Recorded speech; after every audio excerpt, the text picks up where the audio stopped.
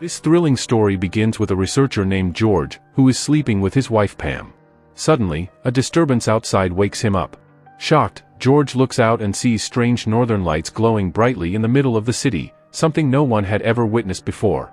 Already worried by the endless disasters happening for the past month, George feels deeply unsettled, unsure what might come next: massive earthquakes, tsunamis, and more devastation affecting humans and animals across the planet.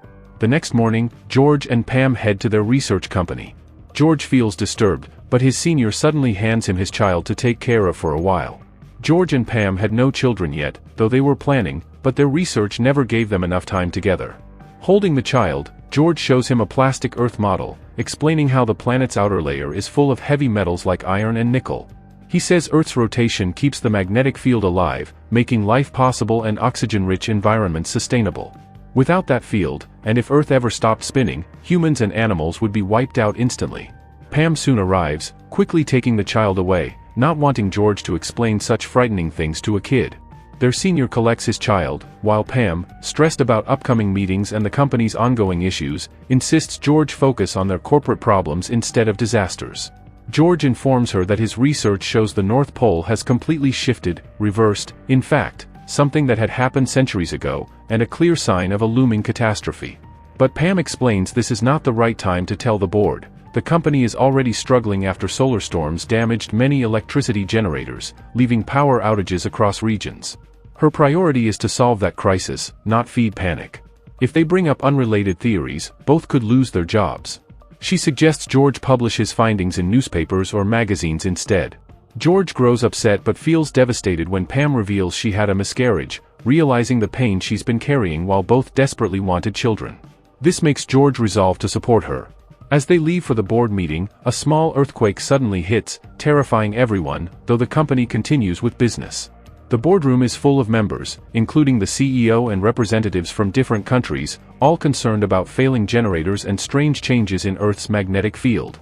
Why is the magnetic field collapsing? Why are solar flares directly striking Earth? Pam doesn't know the details, so she urges George to explain. But she reminds him, keep it simple, don't go into too much detail. Pam had asked George to keep things simple and only explain why the devices had failed, but George, terrified by the disasters, revealed everything to the board. Earth's rotation speed was slowing down, weakening the magnetic field, and allowing dangerous solar flares to penetrate the atmosphere and destroy it. If this continued, resources and human life itself would vanish, leaving the planet completely uninhabitable. George insisted the company should use its massive colliders to generate enough force to artificially increase Earth's spin and restore the magnetic field. But the company refused, claiming it was the government's responsibility and not something they should risk investing in. The CEO and many employees grew angry. George had been asked for a practical solution, but instead he kept exposing larger problems. Pam was shocked at his outburst and apologized on his behalf, trying to pull him away, while George continued to repeat that using the colliders was the only way to prevent future disasters. Frustrated, Pam reminded him she had warned him, but George was determined to follow his own path. As tension grew between them, another, stronger earthquake struck, shaking everyone, though the board members pressed on with their meeting. George turned to Pam, saying he couldn't keep working for a company that cared more about profit than saving lives. He decided to quit, leaving Pam in shock at his sudden choice. Back home, George declared he would dedicate himself to restoring Earth's magnetic field and finding a way to speed up the planet's rotation.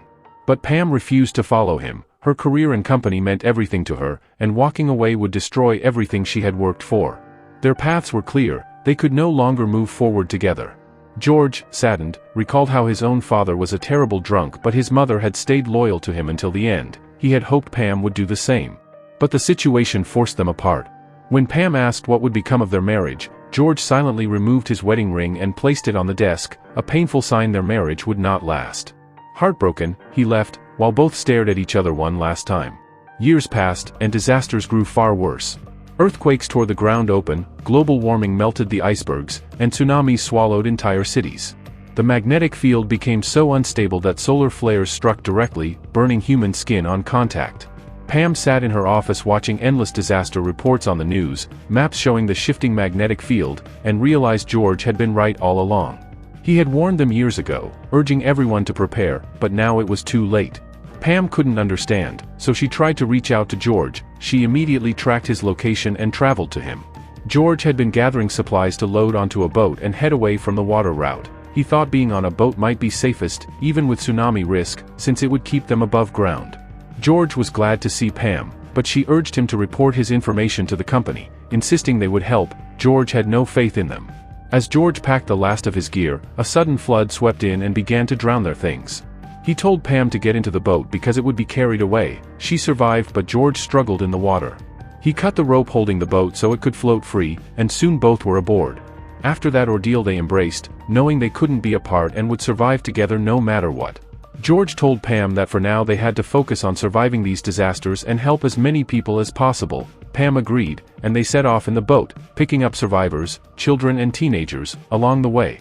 Two of George's close friends, Nick and Phil, arrived to help. Once the water calmed a little, George went ashore to inspect while Nick and Phil relaxed by the boat, until strange light struck their skin and it blistered and turned red.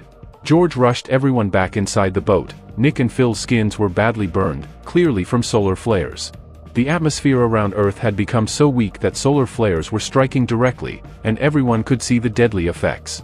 George grew more terrified of what might come next. If he had acted earlier and followed his plan, maybe these days could have been avoided. At Pam's urging, George decided to contact the company and propose creating two black holes using the collider's power, then applying their forces to Earth's core to speed up the planet. If successful, the magnetic field might recover.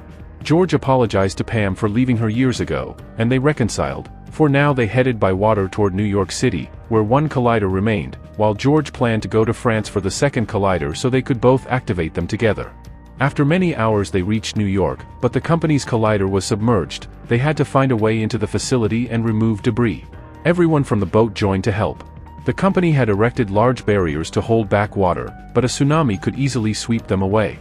George safely left Pam at the facility to convince the staff that using the collider was essential, regardless of profit and loss, because otherwise human lives would be lost and the company itself would likely cease to exist. Convinced by Pam's pleas and explanation of how they would use the colliders from two locations to reactivate Earth's core, the company finally agreed to follow their plan.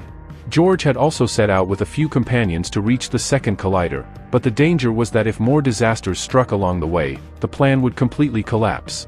Meanwhile, Pam was talking to a woman named Marjorie, whose son sat nearby making some 3D art. Pam spoke warmly about the boy, but Marjorie was burdened with heavier worries. Her husband had recently died in one of the disasters, leaving her alone to raise her son. Pam tried to convince her that if they all worked together, the plan could succeed, but Marjorie was too panicked to listen and instead went to the soldiers. On the other side, George was inside a boat with his team, determined to reach the designated point where he would activate the second collider and coordinate with his wife. Their GPS system had completely failed, so Jose pulled out a new device, a binocular combined with a GPS system that provided accurate directions. One teammate was stunned by such advanced technology, but it allowed them to head toward the target point. The flow of water kept increasing, damaging the boat, and the looming threat of a massive tsunami meant they could sink at any moment. Inside the company's collider facility, soldiers had built a dam and were celebrating that they had blocked the floodwaters, but fallen electric poles made the water electrified. Anyone touching it received violent shocks, and Marjorie, who was on the wet surface, was struck repeatedly until she died despite others trying to help. Everyone was devastated, especially Pam, who was shaken because without electricity, they couldn't power the collider. Then Sam, an electrician, promised he would restore power but told Pam she must not enter the chamber, because he had promised George he would protect her. Meanwhile, George's boat was on the verge of sinking under powerful waves. With his knowledge, he quickly patched the damages and ordered his team to reduce the weight by throwing unnecessary items overboard, but the only cargo left was food supplies. For survival, they had to sacrifice most of it. When Josh insisted on this, a man named Greg rebelled, arguing that without resources they couldn't survive. Ignoring George's warning, Greg pulled out a gun and started firing at anyone who opposed him, creating chaos inside the boat. To calm the situation, George declared Greg the leader, and Greg forced everyone at gunpoint to throw everything except food overboard, though even he knew that wasn't possible. George, injured in the hand, was being treated by another woman when he found his wife's backpack with her wedding ring inside, making him emotional. Eventually, Greg realized his mistake, that their true mission was to save people and the world, not just themselves, so he lowered his gun and gave George back command. With renewed determination, they pushed faster toward France. Back at the facility, Pam comforted Marjorie's son Ron, telling him the truth about his mother's death. Heartbroken, Ron grieved deeply, but Pam assured him that if they all survived, he could stay with them as family, essentially adopting him. This gave Ron a small measure of comfort. First they had to activate the colliders together to stabilize Earth's rotation. Sam at the company had combined many systems to arrange power. Now they only had to wait for a good signal to switch the collider on. But before that, George's team still had to reach the second collider in France. After traveling underwater for a long time, they finally reached dry land, then piled into a truck headed for the facility that housed France's collider. George immediately contacted the lead doctor there, explained the entire plan, and the doctor agreed to help. When George arrived at the French facility, soldiers at the gate didn't understand English and briefly treated him like a threat, even attempting to seize him, until the doctor intervened, asking them to stop and confirming these men were Allied scientists. The doctor led George and his team inside the collider complex. Having studied the research closely, he called the plan brilliant, though he warned of many ambiguities that might make it fail. George insisted they had no other option and that further debate would waste precious time, so the doctor moved quickly to bring them in. On the monitors they could see New York, where Pam was holding position at her facility and continuing contact to coordinate a simultaneous strike. George was relieved to see Pam safe on the screen. Pam, in turn, introduced the boy Ron and suggested they would adopt him and make him family when this was over, something George agreed to, though the doctors reminded them that such decisions could wait. First they had to save the planet and humanity from this catastrophic natural calamity. With renewed focus, George and Pam synced their colliders so that, when fired together, they would create unusual black hole-like effects in Earth's outer layer. The forces from those effects would reactivate the planet's core, and they hoped that once the core reawakened, Earth's rotation speed would return to normal. Amidst the chaos, Pam realized something the others had overlooked. She remembered that the collider was drawing its maximum power from a single reinforced cable, an emergency line arranged earlier by Sam from an auxiliary power source. That cable was acting like a lifeline, feeding energy into the system and amplifying the collider's output far beyond safe levels. If she could sever it, the collider would immediately lose its power, halting the black hole before it reached the core. Pam knew the risk. Cutting a live cable carrying such immense energy could kill her instantly. But as the ground split beneath her feet and the facility crumbled with each quake, she understood there was no other way. Gritting her teeth, she grabbed a fire axe from the wall and pushed her way through falling debris, sparks, and choking dust. Each step felt heavier, but her determination grew stronger. The cable lay ahead, glowing faintly from the energy pulsing through it, vibrating with raw power. She raised the axe high, whispered a final prayer, and swung with all her strength. The blade connected, an explosion of light and electricity surged outward. A violent shock ripped through Pam's body, hurling her backward. Her vision blurred, her muscles convulsed, and the searing pain threatened to consume her. In the collider chamber, the black hole's advance froze mid-path. Its spiraling energy flickered and destabilized, then collapsed inward on itself, vanishing in a silent burst. Earth's core was safe.